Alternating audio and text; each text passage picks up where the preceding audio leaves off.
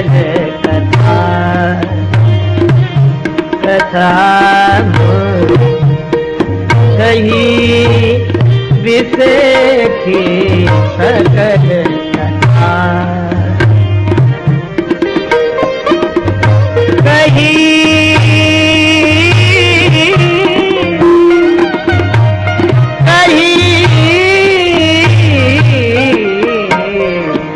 सकल कथा मुनि कही विसेखी विसेखी सकल कथा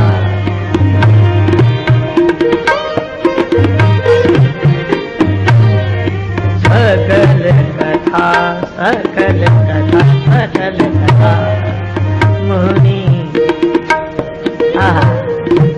श्री राम जी अहिल्या की कथा सुन रहे हैं। तीसरी भक्ति भी तो है गुरुपद पंकज सेवा। राम जी बोले अगर गुरुपद पंकज सेवा है तो हम गुरु जी को तो साथ ले आए। विश्वामित्र जी मेरे गुरुदेव हैं लेकर।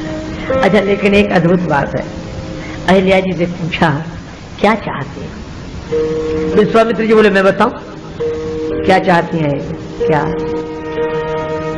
चरण कमल रज चाहती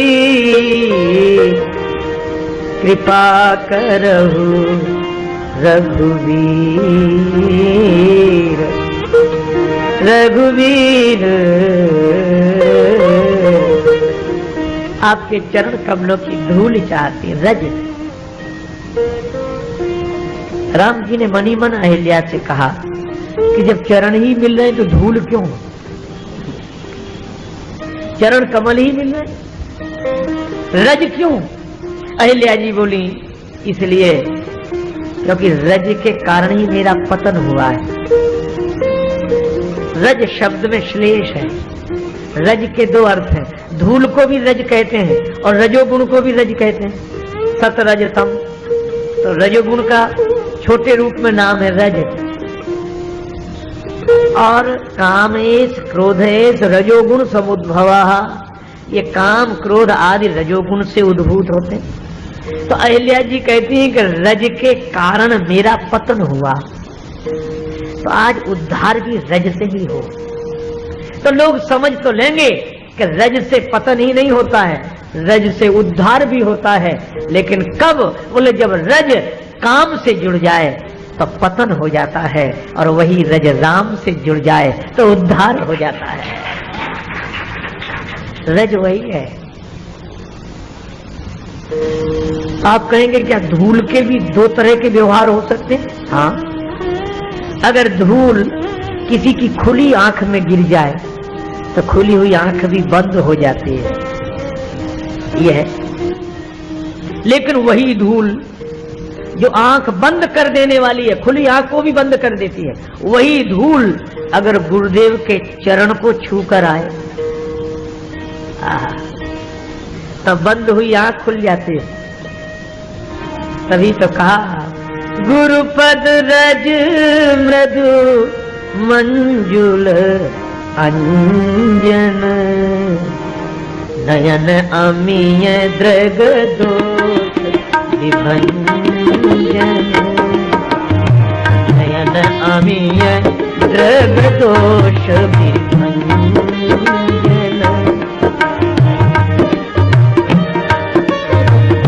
गुरुपद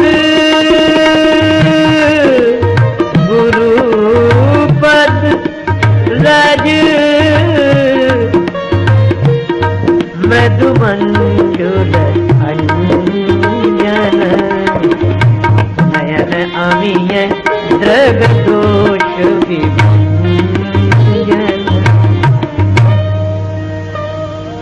श्री गुरु चरण सरोज रज निज मन मुकुर सुधार वरनहु रघुवर विमल जसु जोदायक फल चार। गुरुदेव की चरण से जुड़ जाने के बाद वही धूल आंख खोल देने वाली बन जाती है। गुरुदेव के चरण से जुड़ जाने के बाद वही धूल मन के दर्पण को साफ करने वाली बन जाती है। तो अहिल्या जी बोली कि जब गुरुदेव के चरण की ऐसी महिमा है तो राम जी के चरण से जुड़ी हुई धूल उद्धार क्यों नहीं करेगी। इसलिए चरण कमल रज चाहती कृपा करहु रघुवीर। सुचि संयमहीन भई यही ते पति त्याग दई पछितावत है। करनी बिगड़ी करनी की कछु बिगड़ी करनी को सुधारत है। तन ते मुनि तीय शिलासी भई मन ते नहीं और निहारत है। राजेश परी मग में प्रभु के पग नीरज की रज चाहत है। पग नीरज की रज चाहत है, चरण धूल चाहत है। भगवान ने कहा अगर हम उद्धार करें तो किसी भी तरह से कर सकते हैं। कैसे? राम जी ने जिसकी ओर देख दिया उसका उद्धार हो गया। क्यों? देखो एक बात आपको बताएं कि मिट्टी की मूर्ति के अंग प्रत्यंग मिट्टी के ही बने होते हैं। पाषाण प्रतिमा के अंग प्रत्यंग पाषाण के। जिस धातु की मूर्ति होगी उस मूर्ति के अंग उसी धातु के होंगे। पर राम जी मालूम किस धातु के बने? तुलसीदास जी लिखते हैं विनय पत्रिका में, सकल अन्न पद विमुख एक मुख नाम की ओट लई है तुलसी परती एक प्रभु मूर्ति कृपामयी कृपामयी।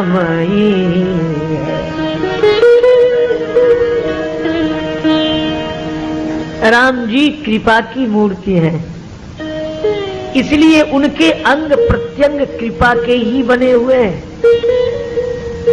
इसलिए सब जगह से कृपा ही बरसती है।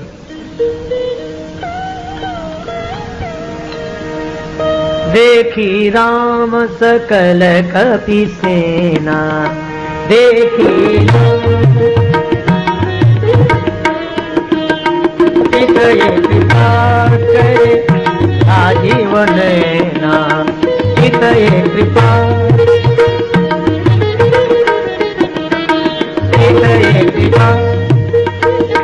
भगवान ने बंदरों की ओर देखा। तुलसीदास जी कहते चितय कृपा कर, नेत्रों से देखते तो कृपा बरसने लगती है, हाथ रखते तो कृपा बरसती है। कर परसा सुग्रीव शरीरा, तन कुलिश गई सब पीरा।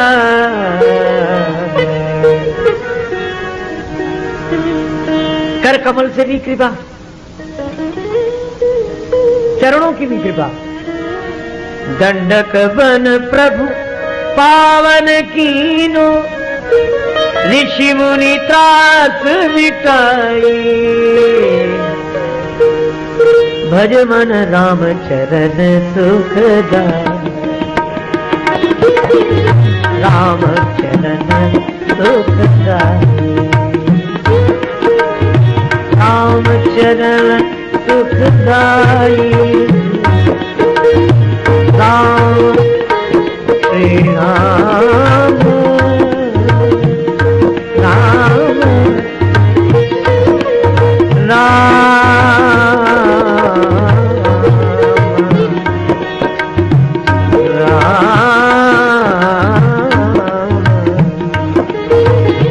राम चरण सुखदाई।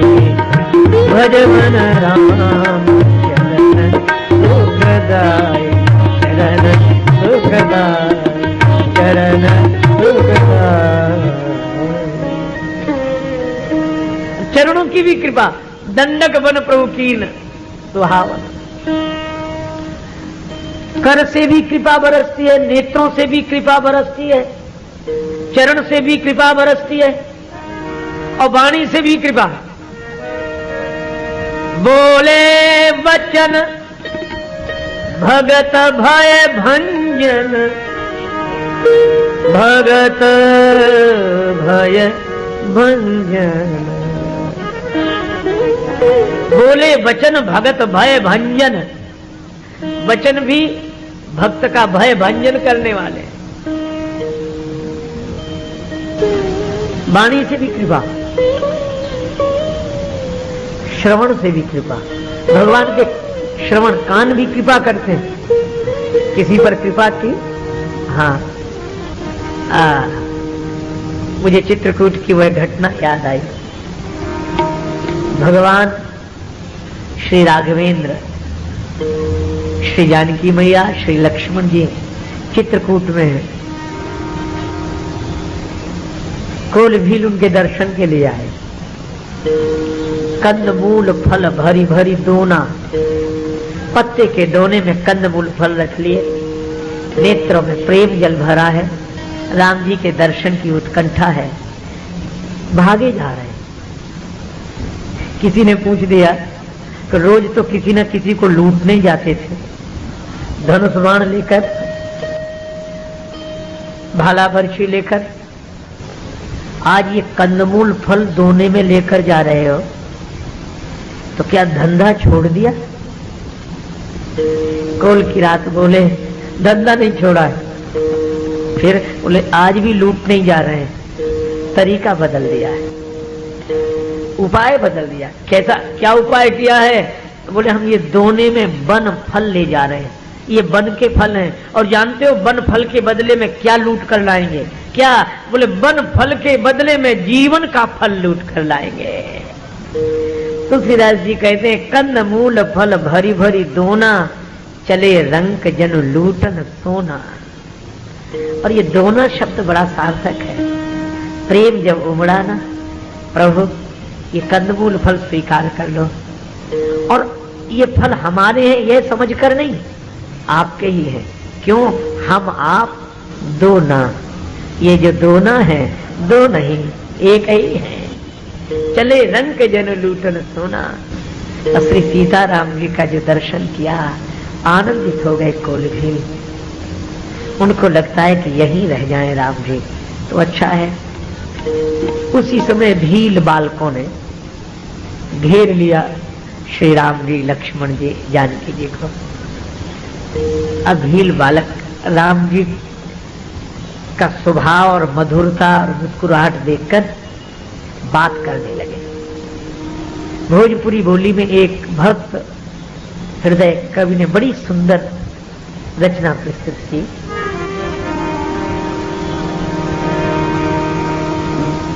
श्री राघवेंद्र से कहते हैं वे,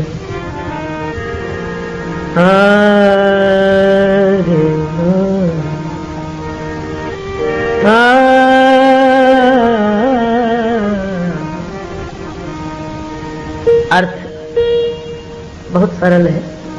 हम बनवासी, हम बनवासी, कोल भील के बिटुआ, कोल भील के बिटुआ रउआ, राजा बाबू हउआ रउआ, राजा बाबू हउआ रउआ। हम बनवासी कोल भील के बिटुआ, कोल भील के बिटुआ रउआ, राजा बाबू हउआ रउआ, राजा बाबू हउआ रउआ।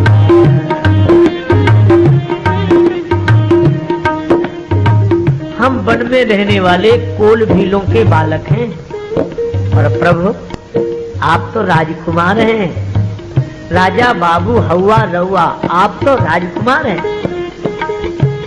और सही बात तो यह है, हम बनवासी लोग, हम बनवासी लोग, नाही बानी तोहरा जोग, हम बनवासी लोग, नाही बानी तोहरा जोग। हम बनवासी हैं, आपके लायक नहीं है। लक्ष्मण जी पूछ सकते थे कि हमारे लायक नहीं हो तो हमसे बातचीत करने कैसे आ गए। भील बालक राम जी की ओर देखकर बोले, प्रभु हिम्मत तो नहीं हो रही थी आपसे बात करने की, लेकिन मन रीझ गईला, हमारा मन रीझ गया। क्या देखकर? मन रीझ गईला तोहरा देखी के सुभौआ, देखी के सुभौआ रवा, राजा बाबू हवा रवा, राजा बाबू हवा। आपका स्वभाव देखकर मन रीझ गया, स्वभाव देखकर खुश हो गए। राम जी मुस्कुराने लगे। श्री राघवेंद्र को प्रसन्न देखा तो भील बालक बोले, हमें बड़ा संकोच है इस बात का खिलाई का पिलाई, कहवा आसनी लगाई, का खिलाई का पिलाई, कहवा आसनी लगाई। आपको क्या खिलाएं, क्या पिलाएं, कहाँ ठहराएं? तुम्हारे पास कुछ नहीं है? भील बालक बोले, है तो पर आपके लायक नहीं है।